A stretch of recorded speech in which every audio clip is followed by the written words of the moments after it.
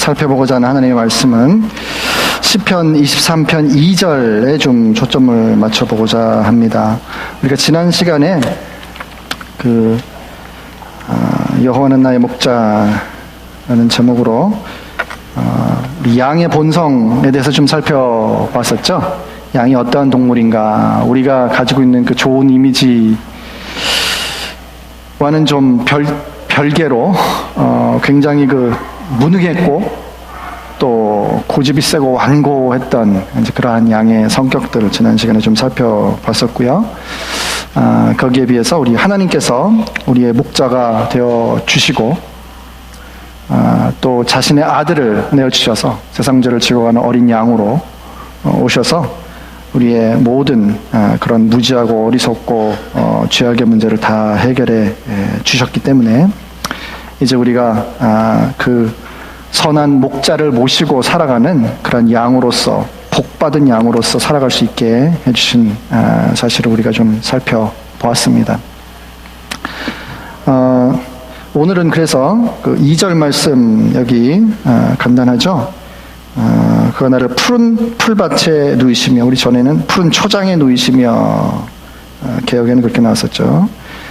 그 다음에 쉴만한 물가 또는 잔잔한 물가로 인도하시는도다. 이제 그 구절을 좀 오늘 여러분과 함께 살펴보려고 합니다. 우리 양 공부를 좀 많이 해야 되는데요. 지금 23편 공부하려면요. 우리 사실 사람도 건강하다 내지는 이제 편안하다라는 말이 나오려면 이제 몇 가지 조건이 충족되어야 합니다. 그렇죠? 일단은 고통이 없어야 돼요. 몸이 아프고 병이 들고 페인이 있으면 편안하지 못합니다. 그렇죠? 그래서 이제 질병이라든지 고통이라든지 이런 데서 그런 것들이 없어야 되고요. 그 다음에 고프면 안 되죠. 배가 불러야 돼요. 그 다음에 또 어떤 위기나 어떤 바깥에 불안 요소들이 있으면 안 됩니다. 전쟁이 나가지고 막 총뿌리를 겨누고 있다. 이거 암만 음식 많이 갖다 주고 병이 없다고 해서 편안하겠습니까?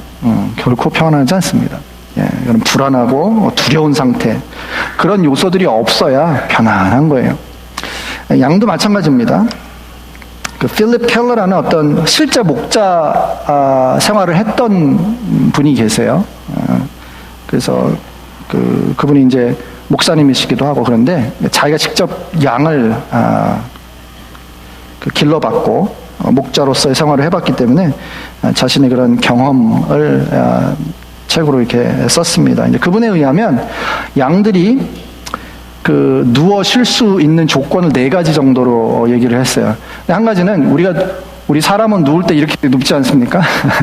근데 양은 그렇게, 이게 눕는 자세가 그게 아니에요. 그렇게 누우면 큰일 납니다. 양은 잘못하면 죽습니다. 그렇게 누우면. 나중에 제가 말씀을 드릴게요. 양이 눕는다는 건 우리가 보면 이렇게 엎드리는 것처럼, 왜 이렇게 그림 같은 데 보면 양이 이렇게 편안하게 이렇게 있죠. 우리 식으로 하면, 우리 사람으로 말하면 이렇게 엎드리는 거죠. 그런 자세로 그걸 누워 있다고 하는 겁니다. 뒤집어진 자세가 누워 있는 게 아니에요, 양은. 자, 어쨌든 양이 그렇게 편안하게 쉴 수 있는 조건, 첫 번째로 양이 지난 저도 제가 말씀드렸지만 굉장히 소심하고 두려움이 많습니다. 그래서 그런 불안 요소들, 즉 두려워하는 그런 요소들이 없어야 된다고 합니다. 한 예로, 그래서 이제 이 적의 공격이 이제 밤 같은 때 일이든지 늑대든지 심지어는 개든지 이런 게 이 양 우리로 뛰어 들어오면 아주 큰일 납니다.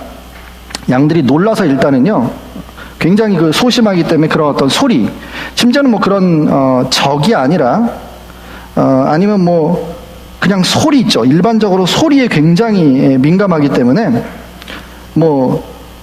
토끼 한 마리가 뛰어들어와도 예를 들어서 그 소리 때문에 깜짝 놀라고, 그렇게 한번 요동이 일어나면 또 이게 쫙 퍼집니다. 전체 떼들로. 그래서 다들 아주 패닉 상태에 빠지게 되는데, 그리고 그런 본인을 방어할 수 있는 기제라든지 이런 게 없기 때문에, 예를 들어서 개 한 마리가, 이건 실제 사실 같은데요. 개 두 마리가 양을 침입해서 하룻밤 사이에 292마리를 물어 죽였대요. 그러니까 한번 공격이 시작되면 막 도망가고 이리저리 막 이렇게 해가지고 도대체 뭐 속수무책으로 그냥 다 당하고 마는 게 이 양들입니다. 어쨌든 그래서 그런 안전에 대한 이제 두려워할 수 있는 요소들이 없어야 된다 그러고, 첫 번째로. 그 다음에 뭐 우리 사람들도 비슷하겠지만 사람들 모이면 항상 또 문제가 생기잖아요. 누가 크냐. 우리 예수님의 제자들도 그렇듯이. 짐승들도 그렇습니다. 짐승들이 보통 이렇게 같이 있으면 이 서열을 가립니다. 뭐 양이라든지 양이 아니라 예를 들어서 그 닭 같은 것도, 닭은 서로 쪼아야 된다 그러죠. 그래서 쪼는 거로 누가 제일 잘 쪼냐, 그걸로 이제 1등부터 쭉 가려서 패킹 오더라 그러는데, 그러니까 쪼는 거로 서열을 정한다고 하고, 소들은 뿔로 받는, 그래서 이제 호닝 오더, 뿔을 받아가지고 하는 누가 제일 세냐, 뿔이 제일 세냐, 이런 걸로 이제 서열을 가린다고 하고요. 그런가 하면 이제 양들은 뭘로 서열을 가리냐면 서로 이게 밀어내는, 버링 오더라 그러는데, 밀어내는 힘이 누가 세냐. 그래서 제일 센 놈이 막 밀어내면 그 사람이 그 양이 아마 이제 최고가 되는 거예요. 뭐 그런 식으로 서로 간에 마찰이 있으면 편안하지 못합니다. 뭐 사람들 간에도 마찬가지고 서로 관계가 불편해지고 어려워져서 그런 상태가 되면 편안하지 않습니다. 예, 먹을 거 암만 갖다 주고 그래도 편안하게 쉴 수가 없는 거죠. 뭐 그런 것처럼 마찰에서 자유로워야 되고. 그 다음에 또 양들이, 특별히 여름이나 이런 때 보면 해충, 파리들이 많이 날아다녀요. 짐승 축사 같은 데 있는데 보면 아시죠? 벌써, 제가 이번에 운전하고 내려오면서도 이 짐승 기르는 데 가면 이제 이 윈실드가 엄청 지저분해집니다. 그냥 파리들이 와서 그냥 다 부딪히고 해가지고. 그런 것처럼 파리떼들이 굉장히 많습니다. 짐승들이 있는데. 그래서 뭐 온갖 종류의 파리, 양파리, 네이저 플라이, 말파리, 버드플라이, 쇠파리, 워블플라이, 또 뭐 진드기, 틱, 뭐 이런 거 있죠. 온갖 종류의 그런 해충들이 양들을 괴롭히면 편안하지가 못합니다. 그래서 어떤 때는 막 양 코로 들어가서 막 뇌로 들어가거나 이렇게 되면 심각하게 돼서 죽기도 하고.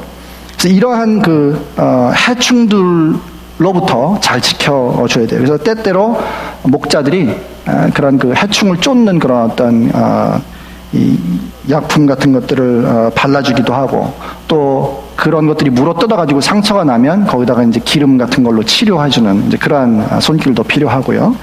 그렇다고 합니다. 그래서 해충 뭐 이런 것들이 없고, 그래서 없어야 되는 것, 두려움, 마찰, 해충 이런 것들이 없어야 되고, 그다음에 한 가지 마지막으로 배가 불러야죠. 예, 배가 고프면 아무래도 행복하지 않죠. 그래서 이 네 가지 조건을 만족해야 이 양들이 편안하게 있을 수 있다. 그렇게 필립 켈러라는 분이 말씀을 했어요. 그래서 양들이 잘 먹을 때는 태어나서 한 100일 정도면 잘 먹이면 한 100파운드까지 살이 찌는데요. 그래서 여러분, 가나안 땅에 이 별명이 뭡니까?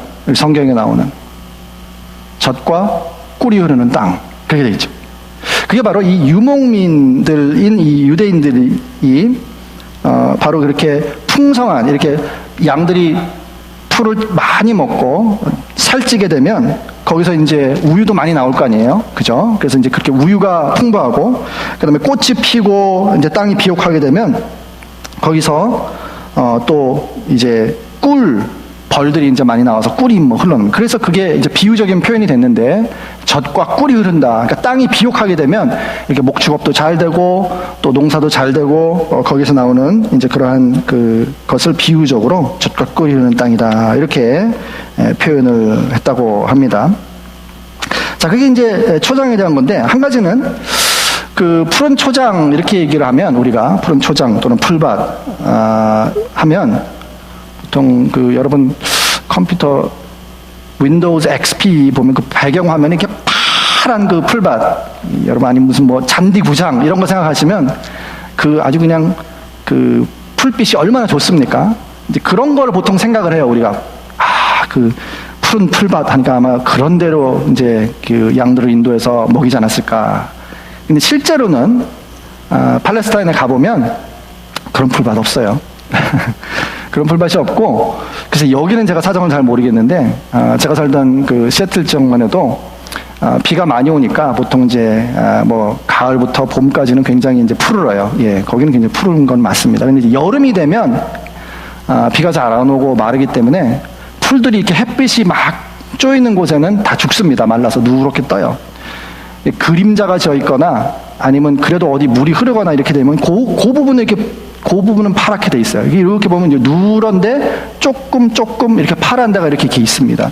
팔레스타인의 푸른 풀밭은 그렇게 생겼답니다.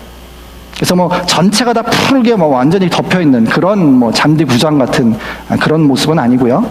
이제 뜨문뜨문 그렇게 풀들이 살아 있어서 거기서 이제 양들이 여기서 먹고 또 저기서 먹고. 그러니까 중요한 게 뭐냐면 목자가 풀이 있는 곳으로 양들을 잘 데려가는 거예요. 그래서 이쪽 풀밭에서 풀을 뜯기고 그 다음에 이 풀 다 먹고 나면 어떻게 해요? 그 다음에 또 다음 풀밭이 어디인지를 목자가, 부지런한 목자들은 그래서 그 길을 다 살펴놓습니다. 어디로 가야 될지.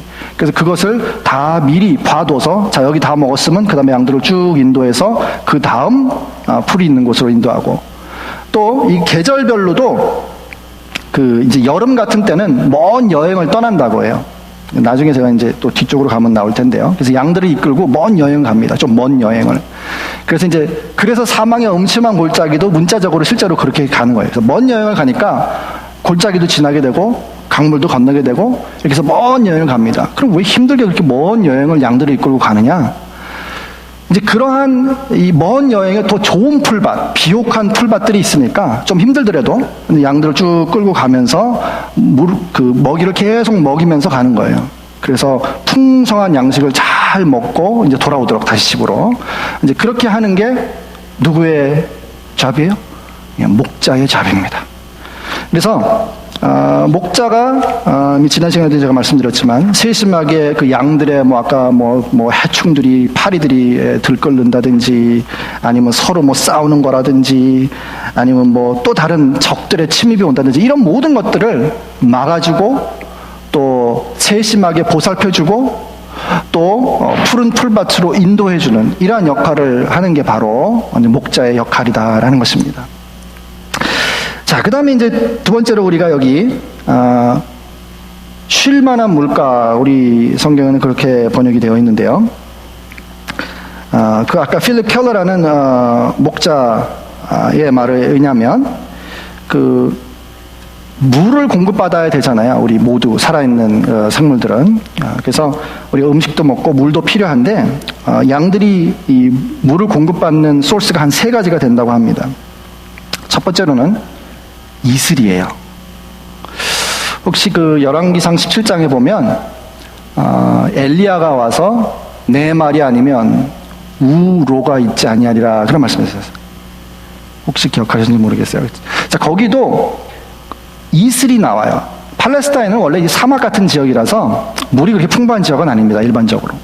그래서 밤 사이에 내려오는 이슬이 굉장히 중요합니다. 그게 별거 아닌 것 같아도요.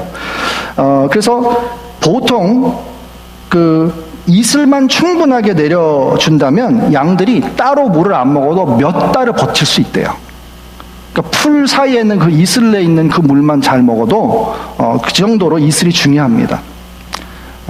그래서 하나님께서 이슬과 같이 우리에게 은혜를 내려주시는 것처럼 우리가 그렇게 비유적으로 표현할 때도 있는데요. 그래서 양들에게 이 이슬이 굉장히 중요하고, 첫 번째 소스가 이슬이고, 두 번째는 이제 우물입니다. 제가 아까 오전에도 말씀을 드렸지만, 그 우물가, 아까 이삭의 아내를 구하는 그러한 부분이라든지, 야곱이 리브가를 만나는 장면이나, 또 모세가 십보라를 만나는 그 우물가에서 다 어떠한 일이 있었습니까? 사람들이 물을 먹는 게 아니라 양들을 끌고 와서 물을 먹였습니다. 여러분 잘 보시면. 그래서 우물이 굉장히 다양한 형태가 있는데요. 이 동굴처럼 만들어서 거기 이제 돌을 굴려 막았다고 그렇게 되어 있어요. 야곱이 리브가를 만날 때도 목동들이 돌을 굴려내고 약간 동굴처럼 된 걸 양들을 쭉 데리고 들어가서 그 아래 이제 물을 먹이고 도로 나오곤 하는 이제 그런 형태의 우물이 있고요. 우리가 보통 생각하는 이렇게 동그랗게 파져가지고 그 두레박 내려가지고 하는 그런 우물에서 어떻게 양들이 물을 먹겠어요? 자, 그러니까 이제 그런 다양한 우물의 형태가 있고요. 그 다음에 이제 시냇물, 졸졸 흐르는 시냇물이 있는데, 지난 시간에 잠시 제가 말씀을 드렸지만 양들이 굉장히 소심해서 흐르는 물을 못 먹습니다. 두려워서. 참 어리석어가지고 길가에 이렇게 약간 그 짐승들이 지나가면서 막 배설해놓고 막 이런 그런 꾸정물 같은 거를 참 어리석어요. 그런 걸 오히려 먹는데요.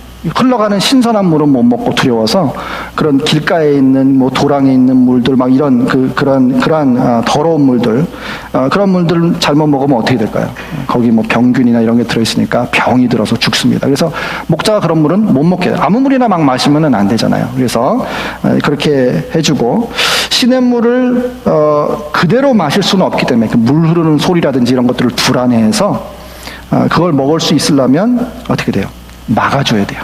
목자가 딱 막아줘서 물이 더 이상 흐르지 않고 이렇게 고여 있는 것처럼 이렇게 하면 비로소 거기 와서 양들이 물을 마신다고 합니다.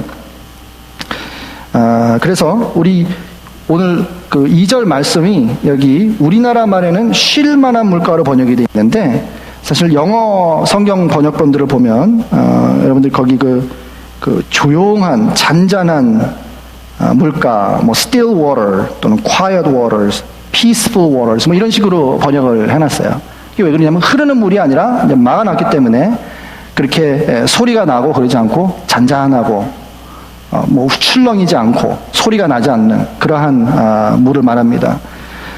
그래서 여기 쉴 만한 물가 또는 잔잔한 물가로 목자가 인도해 주어야 양들이 신선한 물, 산에서부터 흘러내려오는 신선하고 깨끗하고 맑은 물, 그런 물을 마시고 건강하게 살 수 있다라는 사실입니다. 그래서 이 두 가지, 이거는 그냥 양들의 생리를 통해서 나온 거고요. 이제 풀밭이라든지 물이라든지 이런 걸 어떻게 공급을 받는가. 자, 이것을 우리가 이제 영적으로 오늘 살펴보는 게 가장 중요한 부분일 텐데요. 이 두 가지 사실을 통해서 양들에게 양식과 생수, 물을 공급하는 분은 누구라고요? 목자예요. 그러니까 목자의 손에 달려 있어요, 양은. 아무튼 처음부터 끝까지 목자가 양의 상태를 살피고 양에게 필요한 양식과 물을 공급해 주는데 목자의 인도를 따라가는 게 너무너무 중요합니다. 그래서 양이 자기 멋대로 여기가 길이 좋아 보인다, 여기가 물이 좋아 보인다, 자기 마음대로 가면은 이제 길 잃은 양이 되는 거고요. 그거는 이제 목자가 가라는 대로 잘 인도해서 따라가면은 아주 풍성한 이 풀도 먹을 수 있고 또 신선한 물, 깨끗한 물도 마실 수 있는 이제 그러한 상태가 되는 것을 알 수 있습니다. 그래서 우리 영적으로 하나님의 양으로 또는 그리스도의 양으로 부르심을 받은 우리 성도들이 그리스도 안에서 우리가 이 안식을 누리는 건 너무나 중요한 거예요. 제가 예배로의 부름에 오늘 읽었던 마태복음 11장 28절 말씀, 여러분들이 잘 아시는 말씀이라고 생각합니다. 수고하고 무거운 짐진 자들아 다 내게로 오라, 내가 너희를 쉬게 하리라.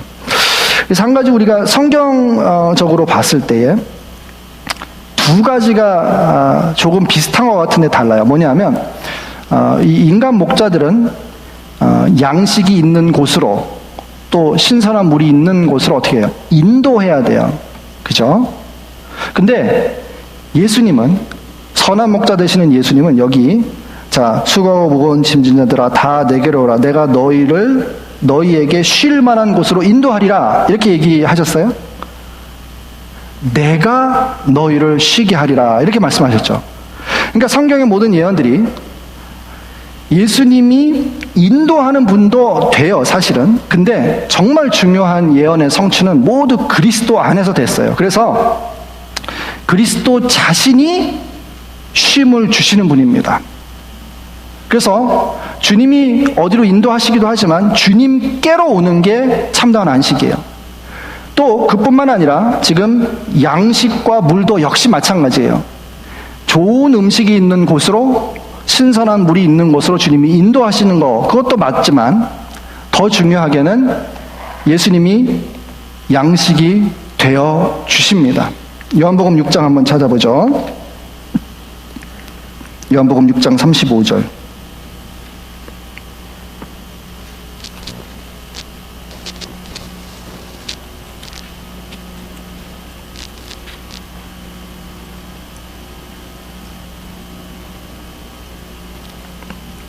요한복음 6장 35절. 예수께서 이르시되 나는 생명의 떡이니 내게 오는 자는 결코 줄이지 아니할 터이요 나를 믿는 자는 영원히 목마르지 아니하리라.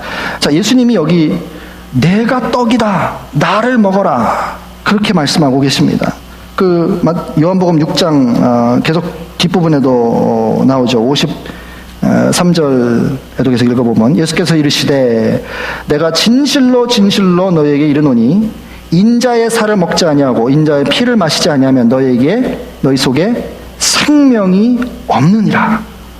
내 살을 먹고 내 피를 마시는 자는 영생을 가졌고 마지막 날에 내가 그를 다시 살리리니 내 살은 참된 양식이요 내 피는 참된 음료로다.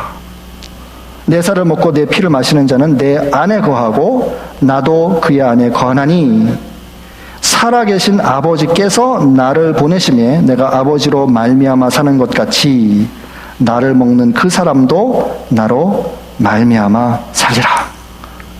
그래서 자, 예수님은 양식이 있는 대로 인도하시는 분이기도 하지만 뭐예요? 자신이 양식이 되시는 분이에요.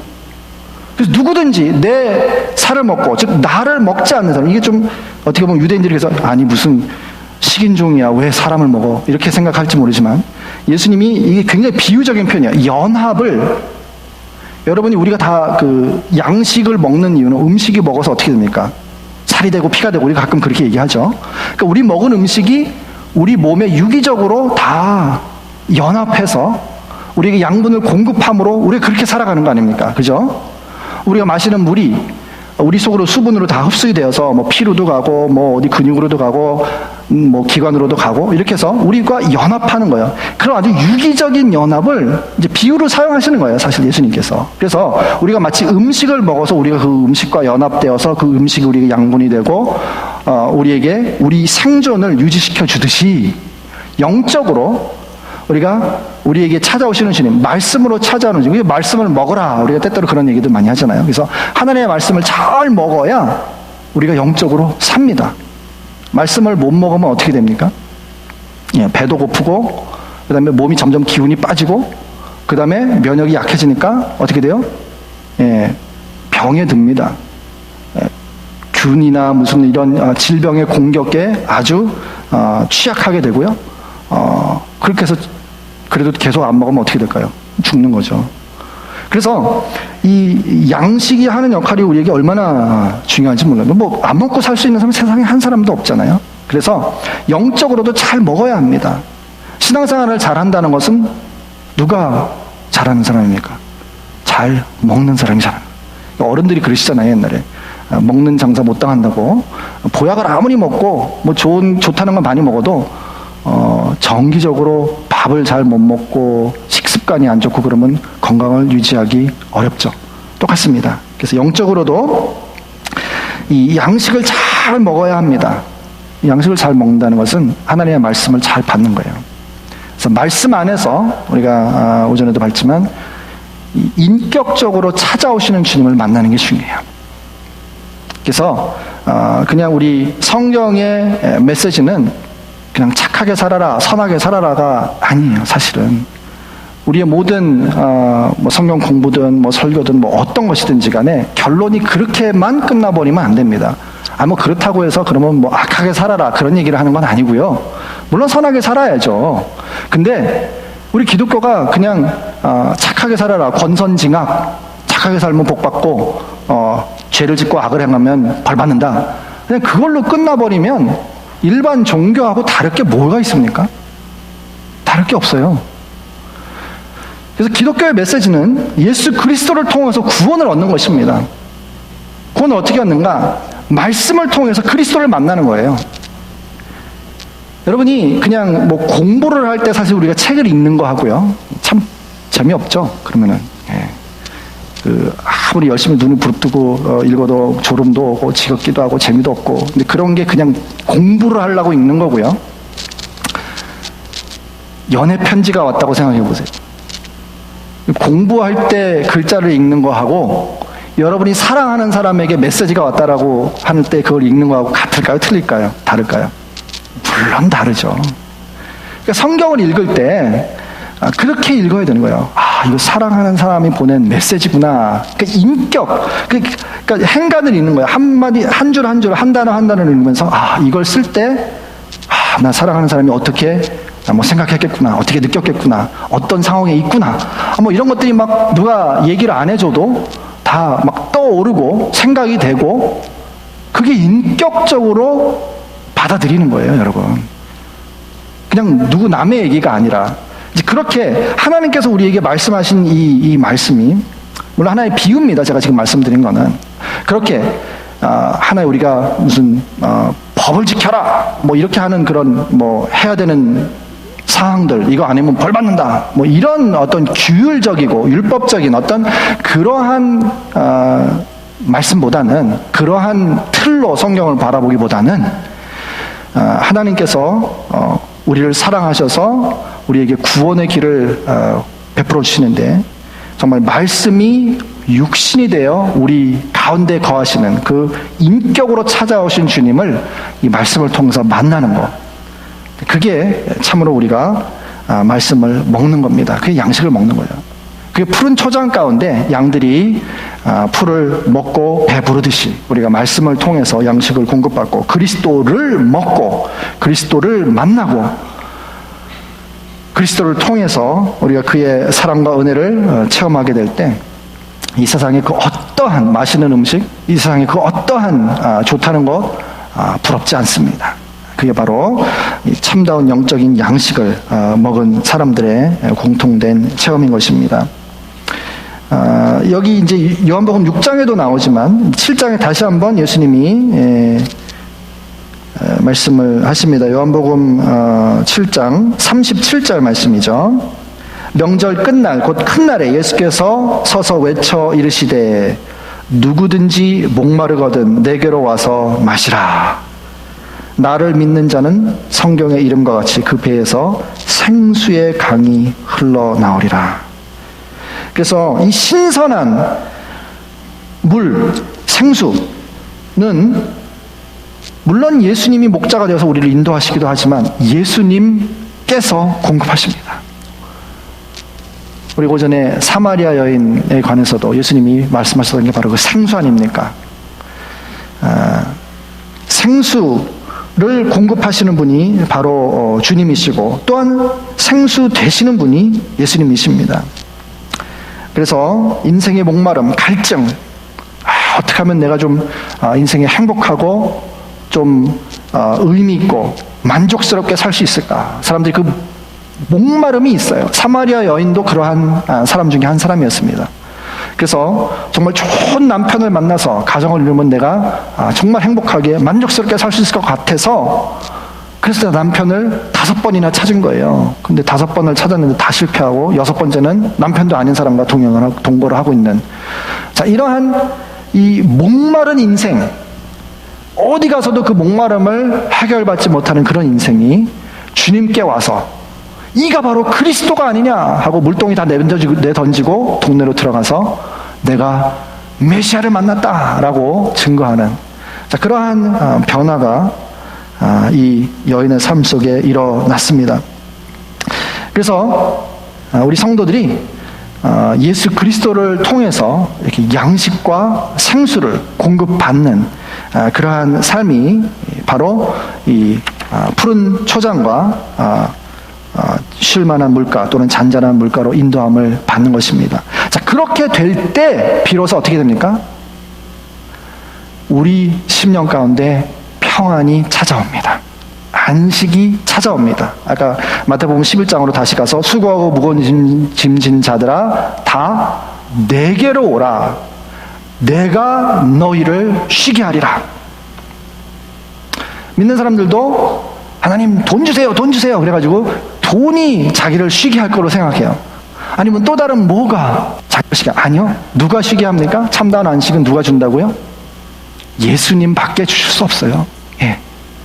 아무리 참 편한 세상이 되지 않았습니까? 지금 21세기를 살아가는 여러분들, 특별히 우리 어르신들은 많은 걸 겪어 오셨기 때문에 옛날에 그 방망이로 빨래하던 시절을 생각해 보세요. 예, 추운데 막 얼음 깨고 들어가서 그 빨래하던 그 시절에 비하면 지금 얼마나 편합니까? 예, 빨래는 세탁기가 다 해주고 밥은 밥솥이 다 해주고 뭐 기계들이 얼마나 종노릇을 잘하는지요. 참 편안합니다. 근데 삶이 그렇게 편안하면 정말 심령의 평안이 찾아와야 될 것 같은데 그런가요? 더 바쁘고 더 불안하고 더 괴롭고 더 아우성입니다. 몸은 좀 편해졌는지 모르는데 심령의 편안은 찾아오지 않았습니다. 왜요? 방법이 틀렸어요. 몸을 편안하게 함으로 우리 심령이 편안하게 되지 않습니다. 그것은 그리스도 안에 있는 것이기 때문입니다. 그래서 주님께 오지 않는 한 우리는 영혼의 안식을 찾을 곳이 없습니다.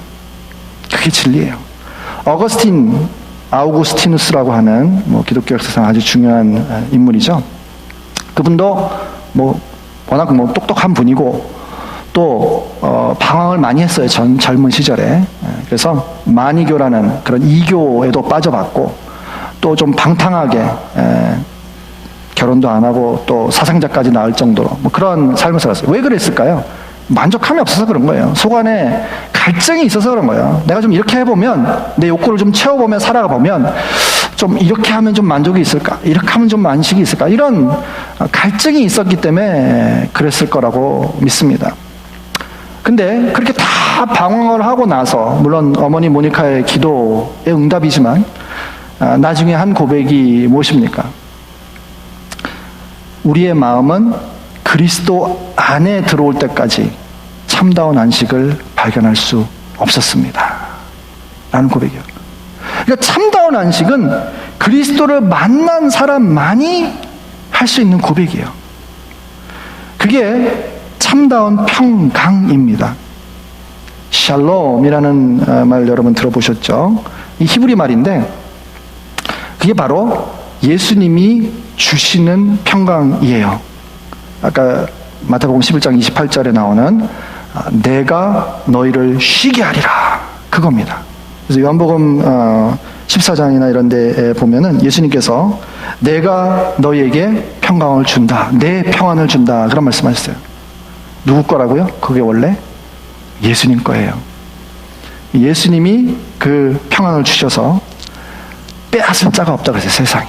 예수님이 주시는 그 평강은 환경으로 뺏어지는 평강이 아닙니다. 그게 안식이에요. 그래서 우리 믿는 사람들은 주님 품 안에서 이 안식을 누리면서 사는 것이 너무너무 중요합니다. 우리가 잠 못 자면, 하루도 잠 제대로 못 자면 어떻게 돼요? 그 다음날 정신이 없죠. 뭘 하긴 해도 직장 나가서 일을 하고 학생들은 공부를 해도 이 집중이 잘 안 되고 피곤하니까 잠 하룻밤 못 자보세요. 한번 어떻게 되나. 하루 종일 몽롱하고 하품하고 졸고 그럴 수밖에 없어요. 안식이 그만큼 중요한 거예요, 여러분. 하루만 우리가 못 자도 그렇잖아요. 그러니까 영혼의 우리 안식, 그리스도 품 안에서 안식을 하는 거 너무 중요해요. 그래야 다시 우리 힘을 얻고 새롭게 우리가 잠을 잘 자야 그 다음날 새로운 삶을 우리가 힘차게 시작할 수 있듯이 그리스도 안에서, 그래서 이 주일은 우리 그리스도인들에게 안식일이에요. 그래서 주일이 정말 중요한 이유는 거기 있습니다. 우리 영혼이 잘 먹고 잘 쉬어야, 주일날 잘 쉬어야 일주일 동안 힘을 얻어서 신앙생활 잘 할 수 있는 거예요. 예. 그거 못하면 어떻게 될까요? 일주일 내내 그냥 힘들어요. 피곤해요. 예. 그래서 이 참다운 안식, 우리가 잘 먹고 잘 마시고 잘 쉬고, 이 모든 것은 그리스도 안에 있습니다. 그리고 양이 이제 우리가 보통 새김질 한다 그러죠. 말씀을 잘 먹었으면 양은 어떻게 돼요? 되새김질을 하는 동물이에요. 풀을 한번 꿀꺽 삼켜가지고 그냥 바로 소화를 시키지 않고 양을 계속 계속 이렇게 누워가지고, 누운 게 아니라 이렇게 엎드려가지고 말하자면, 계속 먹었던 그 풀을 다시 또 위에서 꺼내가지고 이로 또 씹고 또 넘기고 뭐 이렇게 하는 거예요. 그게 우리가 말씀을 되새김질하는 거예요. 일주일 내내 하나님께서 주신 말씀들, 은혜들을 다시 한번 되새기면서 우리가 그것으로 또 양식을 삼고 또 맛을 보고 하나님의 선하심을 맛보고 하나님의 은혜를 다시 한번 우리가 맛보고 그렇게 하면서 우리 영혼이 강건해지는 것입니다. 그래서 이게 바로 목자가 주는 안식이에요. 그래서 좋은 풀과 좋은 신선한 물, 그 다음에 안식, 이것을 통해서 우리 영혼이 건강하게 되고 또 강건하게 되어서 영적인 싸움을 잘 싸워 나갈 수 있는 그러한 하나님의 자녀들이 되는 것입니다. 잠깐 기도하겠습니다.